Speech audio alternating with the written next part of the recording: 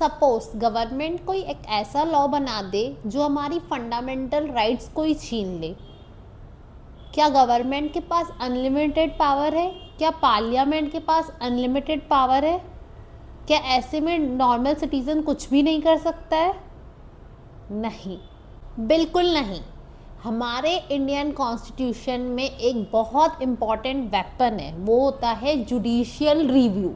Okay, judicial review आज अपन समझेंगे judicial review क्या होता है, जुडिशियल रिव्यू इम्पॉर्टेंट क्यों है, जुडिशियल रिव्यू कैसे सुप्रीम कोर्ट कॉन्स्टिट्यूशन को प्रोटेक्ट करती है, ये सब चीज़ें आज हम इस वीडियो में समझेंगे, तो वीडियो को एंड तक ज़रूर देखें। ओके, सबसे पहले डेफिनेशन रीड कर देते हैं। जुडिशियल रिव्यू होता क्या है? Judicial review is the power of judiciary to examine the constitutional validity of laws, rules और government actions and declare them unconstitutional if they violate the constitution। Judicial review का काम होता है कि वो एग्जामिन करे, चेक करे कॉन्स्टिट्यूशन के लॉज क्या है, रूल्स क्या है, गवर्नमेंट के एक्शंस क्या है। अगर गवर्नमेंट कहीं भी गलत जा रही है तो जुडिशियल रिव्यू उनको चेक कर सकता है, और साथ में साथ अगर कुछ गलत हो रहा है तो वो उससे मना कर सकता है। ऐसा कुछ भी अलग नहीं हो सकता है जो कॉन्स्टिट्यूशन में मेंशन नहीं हो, जो कॉन्स्टिट्यूशन को नुकसान पहुंचा रहा है, ऐसा कोई भी चीज़ नहीं हो सकती है। जुडिशियल रिव्यू का मतलब होता है जो कोर्ट्स होती हैं ना, कोर्ट्स गवर्नमेंट की पावर्स को चेक करती है कि उनके जो लॉस, उनके रूल्स, उनकी पावर्स जो चल रही है वो कहीं कॉन्स्टिट्यूशन के अगेंस्ट तो नहीं है, कॉन्स्टिट्यूशन को वायलेट तो नहीं कर रही है, जो भी काम हो रहा है वो कॉन्स्टिट्यूशन के अकॉर्डिंग ही होना चाहिए। अगर कोई भी लॉ कॉन्स्टिट्यूशन के अगेंस्ट है तो सुप्रीम कोर्ट और हाई कोर्ट उसे अनकॉन्स्टिट्यूशनल डिक्लेयर कर सकती हैं।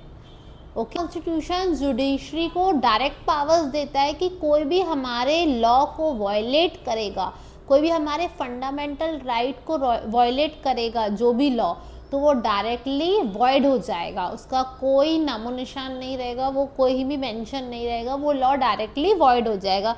कौन से आर्टिकल्स के अंदर होता है? आर्टिकल 13, आर्टिकल 32 और आर्टिकल 26 के अंदर कोई भी ऐसा लॉ नहीं होना चाहिए जो फंडामेंटल राइट्स, स्पेशली आर्टिकल 13 में कोई भी ऐसा लॉ जो फंडामेंटल राइट को वायलेट करेगा वो इनवैलिड हो जाएगा। वैसे तो जुडिशियल रिव्यू को डेमोक्रेसी का बैकबोन माना जाता है। सबसे पहले पढ़ते हैं इसके इम्पोर्टेंस के बारे में कि आखिर जुडिशियल रिव्यू इम्पॉर्टेंट है क्यों। सबसे पहले कि वो कॉन्स्टिट्यूशन को सुप्रीम रखता है, कॉन्स्टिट्यूशन को सबसे ऊपर रखता है judicial review. Second part is excessive power को कंट्रोल करता है। किसकी एक्सेसिव पावर को कंट्रोल करता है? गवर्नमेंट की एक्सेसिव पावर को कंट्रोल करता है। Third is to protect the fundamental right of citizen. Judicial review क्या करता है? प्रोटेक्ट करता है फंडामेंटल राइट जो सिटीजन्स के हैं, और इसीलिए इसको क्या बोला गया है? गार्डियन ऑफ कॉन्स्टिट्यूशन भी बोला गया है। इसको एक नाम दिया गया है, इसको एक टाइटल दिया गया है जुडिशियल रिव्यू को, जिसको अपन बोलते हैं गार्डियन ऑफ कॉन्स्टिट्यूशन। अभी लैंडमार्क केस था 1973 का, केशवानंद भारती केस में एक टर्निंग पॉइंट आया था कॉन्स्टिट्यूशन के लिए। कॉन्स्टिट्यूशन में क्या टर्निंग पॉइंट आया था कि कोर्ट ने तब ये डिक्लेयर किया था कि कॉन्स्टिट्यूशन को, मतलब पार्लियामेंट कॉन्स्टिट्यूशन में अमेंडमेंट तो ला सकती है, चेंजेस तो ला सकती है, पर उसके बेसिक स्ट्रक्चर को डिस्ट्रॉय नहीं कर सकती है। कुछ अमेंडमेंट्स लाए जा सकते हैं बट उसके बेसिक स्ट्रक्चर को चेंज नहीं किया जा सकता है, जो कि एक अच्छा सोर्स था जिसकी वजह से जुडिशियल रिव्यू बहुत ज़्यादा इम्पॉर्टेंट हो गया।